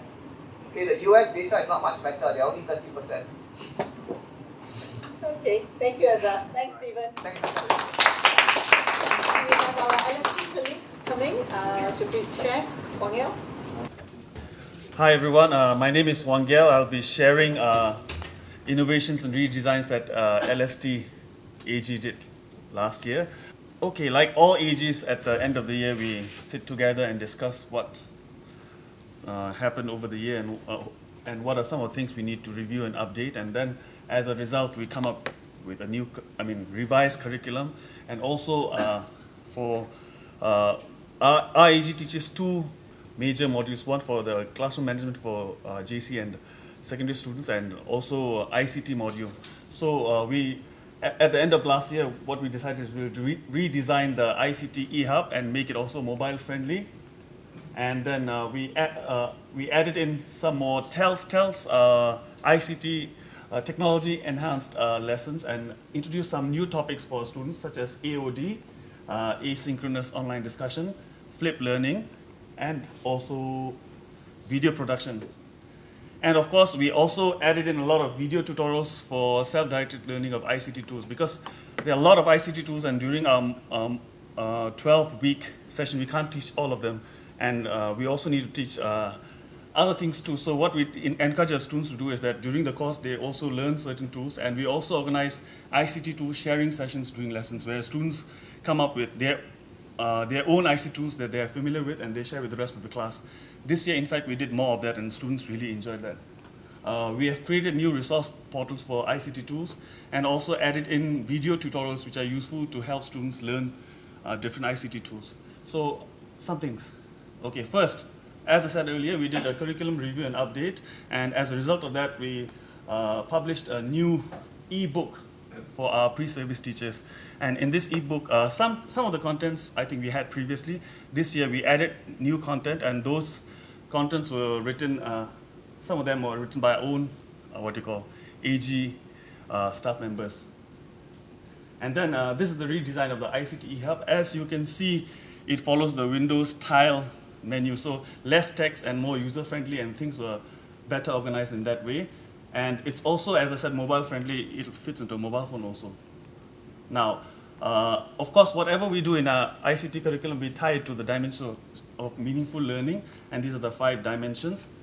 And here are the new tiles. So again, you can see icon-based surfing, navigation. So that's the asynchronous online discussion. Then we have computer-based presentation, expressions alive. These are older tiles. We also included infographics and updated it. And we also put augmented reality and flipped learning. So these are the new introductions this sem, which our students are doing. Now, in augmented reality, we tried a lot of interesting things, like, for example, using QR codes, Layer and Oresma. These are iPhone-based apps, and QR codes are universally used. So during this, what we also encourage students to do is not only just learn about them, but also use them in class, hands-on, a lot of hands-on work. In fact, this particular iteration of the curriculum, we have much more time for hands-on work than previous. And students also appreciate that. And of course, we introduced the flipped learning pedagogy, during which we teach students right from the beginning theory, hands-on practice, as well as sharing of flipped lessons in class during the TEL sessions. And of course, we have a lot of self-help video links in case students want to find that. And we have created a resource portal, which I told you earlier, called the Edu Technologies. This is the site where they can find video tutorials. And again, I think CEL also has a lot of resources. We have provided a link to that. And students can also do game-based learning. Now, this is the resource portal for the ICT tools. I'll maybe take you there briefly. Want to see it? If you are interested in using various ICT tools, you can go to this site and you can find a lot of subject-specific or other tools. So you can find all kinds of mobile apps, desktop tools, web-based tools, extensions, subject-specific tools, video tutorials, interesting articles to read. Maybe I can highlight this one. This may be useful to all. So you can have like random number generator, if you want to find random names, teacher tools. You can enter the name of the students and you can pick out like a lottery system, and a countdown, team maker, and all kinds of tools that teachers can use in class. So these are things we make available to our students. Now, next. Okay, and also we introduced new devices in classroom. Like, for example, this is Swivel for live lecture recording, which students can share later. We also introduced concept of live streaming and such. And of course, also give them ideas to use different devices in innovative ways. For example, when we talk about flipped classroom, it involves video production. But when it comes to video producing, some students think that you need video camera and all this stuff, but actually you don't need. If you have a lazy mobile clip holder like that, you can just clip your camera there, put a piece of paper, and explain concepts, upload it to YouTube and share with your students. And they can watch and learn from that. So we try to not only teach them different tools, but also creative thinking in using available tools in creative manners in their classroom. Okay, then also our ICT support team, they have a lot of resources in our resource lab. This year they put everything online so that we can see what is available. For example, we have a lot of instructional videos which teachers and students can loan. We also have lots of games. So all of these are online now. Okay, now regarding teaching and managing learners, again we did curriculum review and update. We published new textbooks for both pre-service and in-service cohorts. And again, our AG staff member contributed new chapters and rewrote previous texts. We added blended learning and online learning modules. This year, we tried to use more videos for teaching and learning of classroom management. In fact, I was involved in a startup grant research developmental project with Dr. Angela Wong and Dr. Teo Yong Hui. And we produced a web-based, a video case of classroom management scenario, because usually we use text cases. So this year we thought maybe we should try using video case. So Dr. Angela Wong has a lot of experience of classroom teaching and observing student teachers go to classrooms. So based on that, we wrote a case scenario and we wrote a script. Then we hired trained actors, which are teachers, trained teachers as actors rather. And we went to a school, collaborated with it, recruited student actors, and we produced a video. And this year we are trialing it with a PGDU cohort, some of the groups, and the response has been very good. Later I'll share the video clip with you. What they do is that they watch the video and go online and do AOD discussion. And we are hoping that usually when they read text cases, it's written very clearly. The student A is sleeping, student B is playing video game. You see everything, but when they go to classroom, they cannot see these things because nobody is saying he's playing video game. You have to see it yourself. But that only happens during practicum time, and by the time they're being assessed, it's a bit late. So we're hoping that by producing video case, maybe we'll try to bridge the gap a bit in between. Okay, and this year also we had dialogue session with school leaders. We invited a school leader and all our PGD cohort members. They met and had a dialogue session, and they asked really candid questions and stuff like that. It was quite interesting.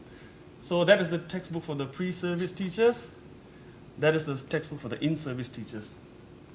And our blended learning modules look like this, very user-friendly. Secondary JC differentiation. And we add in a lot of videos, more videos. So last time we had a lot of reading, so this time we tried to find useful videos because students don't like to read quite a lot of things. If there are some videos, they like it a lot. So we try to incorporate that. And we cleaned up our website a bit and made it more user-friendly and intuitive. Now, this is the video we produced. I'll show you a snippet of it.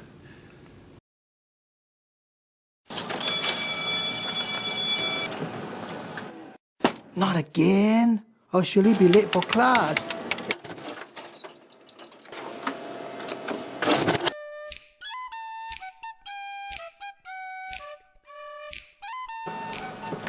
Ayya! Already 6 minutes late.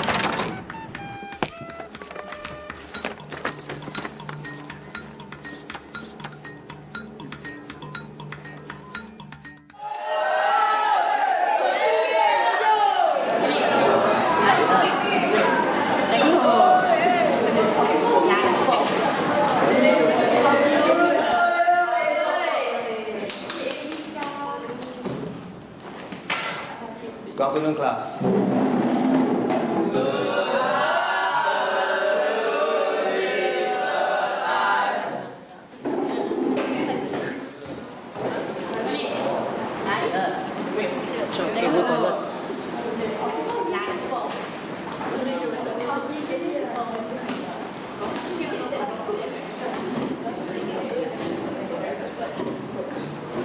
Class, I need to go to the staff room to get my thumb drive. You all wait for me and don't make noise, okay?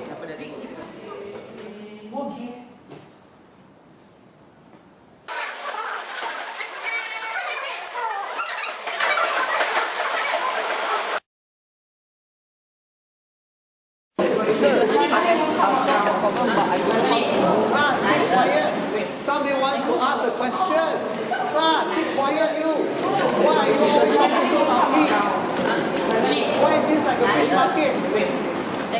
Why is your class always like this during my lessons? You don't do this to Miss Carol during her English lessons. You don't do this to Mr. Chan during his science lessons. Why are you treating me like this? I'm going to complain to your form teacher about bad behavior and your failure to complete your holiday homework. If you don't want me to be a math teacher, you can find a better teacher, let me know. This is the worst class I ever taught. In fact, ever since I began teaching in this school, this is the worst class.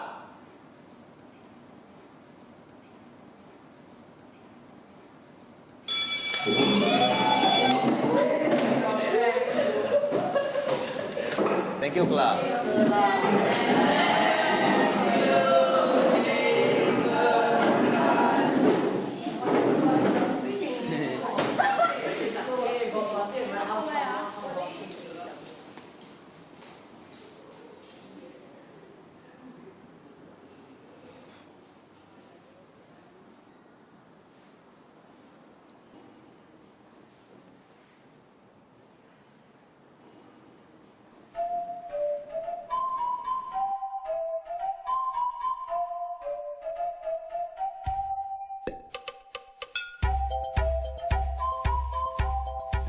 And the end part you will notice is after the impasse, we had needed to find a solution how teacher can get out of it. So we introduced the Deus Ex murkiness, where it's like bell comes and you're safe. Nothing, no need to resolve it because we resolve some other days. Actually, in this particular video, we focus all on teacher-based issues.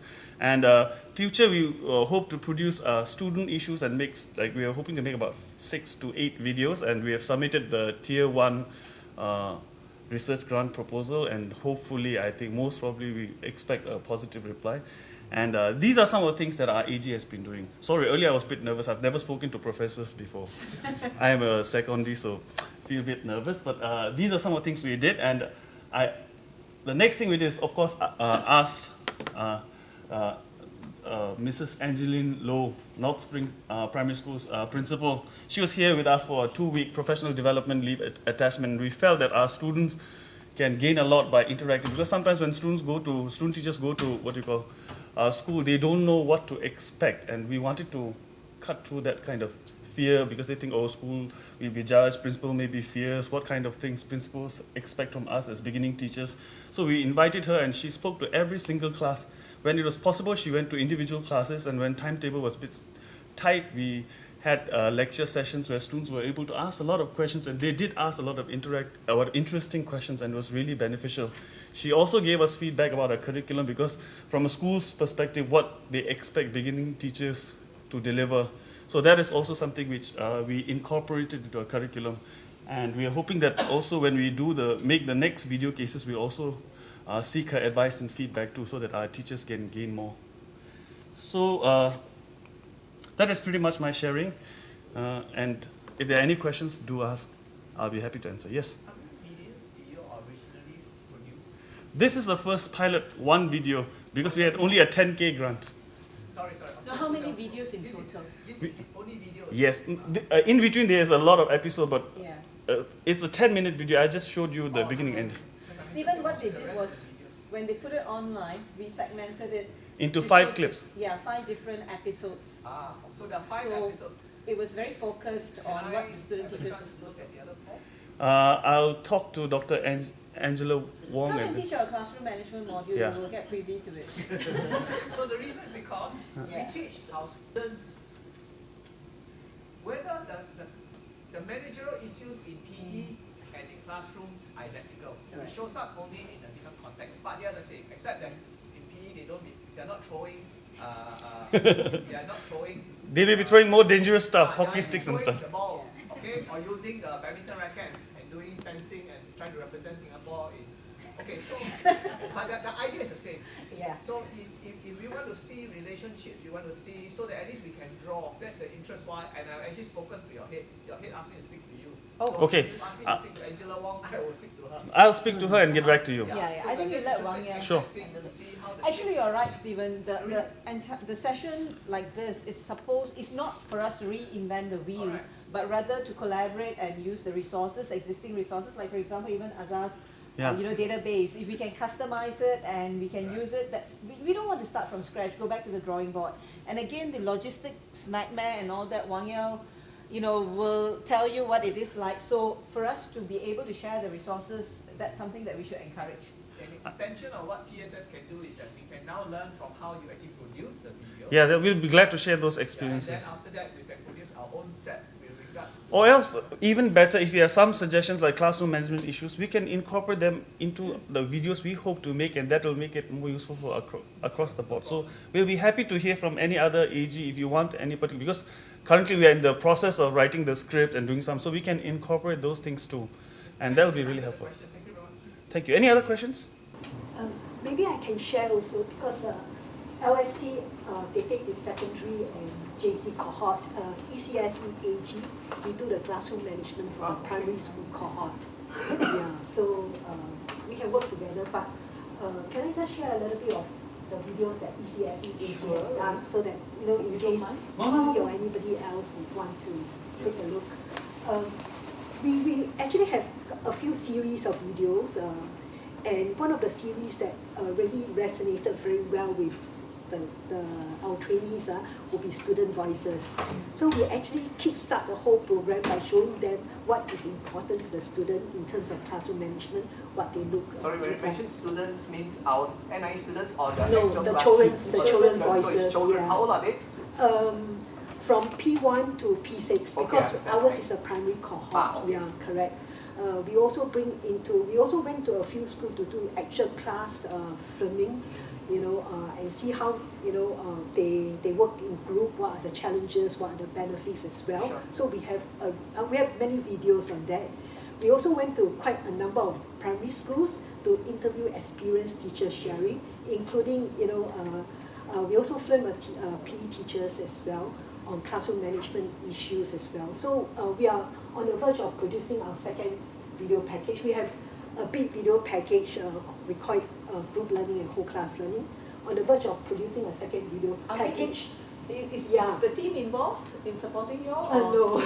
This is different, is it? No, I have a SUG grant for the second video package where we interview experienced teachers, and we're going to have it, we're going to do a video package where it goes by teams. So for example, if the teacher talk about the physical environment, then all of them will be pulled into one team. Teacher talk about teacher-student relationship, they will be pulled into one team. So they can learn from experienced teacher viewpoints, their challenges as well as the strategies that work and the strategies that doesn't work as well. So if you're interested, we also have videos but this will be for the primary classroom. In fact, this question has been raised, Stephen. We were asked at during another session whether some of these videos and resources that are created, especially video resources, can it be shared across AGs, and so that we want to show the holistic kind of, you could be studying maths, but that doesn't mean you cannot reflect on the classroom management, and we don't want to reinvent the wheel basically. So we are looking into it. Actually, I'm requesting for a video server of sorts. If we could have something modeled along, Khan Academy, everything is on videos, and you can do a search, you can tag it, and then our student teachers have access to it at any point in time, and I could be in another AG, but I could fall back on some of these videos, and we want to create that environment at the back end actually. So definitely looking into it, but while you're waiting for us, and before cobwebs start, growing on you, you may want to interact with Wang Yao first, and then see how you guys could collaborate. Currently, we are gathering student feedback about the video cases, and we are also analyzing the online discussion, and we are thinking how to improve this before we embark on our next stage of the project. And if you want to ask any questions later stage about who we engage to make videos, what are the processes involved in script writing and such, we'll be happy to share our experience with you. Yes, I think it will be useful that from the start perspective, what kind of videos you actually have been produced. I think from now we are hearing that we have colleagues from different departments actually have a lot of resources, and that probably will actually help first of all colleagues who are going to or have ideas wanting to make new videos, without knowing that in fact other AG already have this. Yes. Yeah. So if we have a sense of what kind of videos actually have been produced, and this video, if let's say can be actually used cross AG, I think that would be really good and actually save a lot of resources. We need a shared platform for us to put that up actually. We looked at the content management system within Blackboard, but that would cost us a lot of money in terms of borrowing the space from Blackboard itself. So we're trying to see if we can do it in-house, and if it's in-house, then it's searchable, right? So you could tag it in a certain way, and then you could search the videos and have a look at it. So if the AGs are willing to share, then they can upload it, and then it's basically cross-AG sharing of the resources. At this point in time, I think the only list of videos that we have would be the ones that they engage CEL staff to develop, right? Because some of these, it's again a case of different funding models and sources, and what we realize is it resides within the AG. We want to break that boundary where AGs are willing to share and resources. I think we should encourage it through a shared platform. Perhaps I think for a start, just a suggestion. Right now, every AG you have a so-called champion. Yes, so the champion probably can then consolidate a list of what kind of videos. Excellent idea. Yes. Yeah. Then you put everything together. At least you know there's a list across AG, and then from there, that will serve as a starting point. Actually, that's a very good point. Yeah. Actually, we face a problem like that because we had a lot of games and a lot of resources. So we suggested the tech support team to come up with a page like this. One year will get slaughtered because LSD has got a lot of tech support. Yeah, Not all so the we asked them to come up with something like that so that all things are archived, and if each department had a list of resources it has, still I think we can work together. I think LSD, we have the luxury of tech support. We have our own technicians and because of the labs and so on. But it's not the same for all the AGs. At most, you have one technical staff supporting you. So what we want to do is actually pull together and consolidate the resources and make it a one-stop portal. Anyone can go in, search for it. And at a different level, I think it'll be nice if the AGs are keen, you would want to have that available for your student teachers, you know, so that as they go out for practicum, they could actually make references to some of these videos, or for the matter, you know, how do I go about teaching a maths concept? I know I learned it in the first semester in NIE, I want to revisit, you know, some of these recordings, self-learn, right? So we're trying to move along that line. It's going to take time, but we are hoping to get there. Thank you. Okay. Thank you, everybody. Thank you so much. If you have any suggestions, like what Tim Pei has just shared, please feel free to email me, all right? Okay, I would love to hear your suggestions.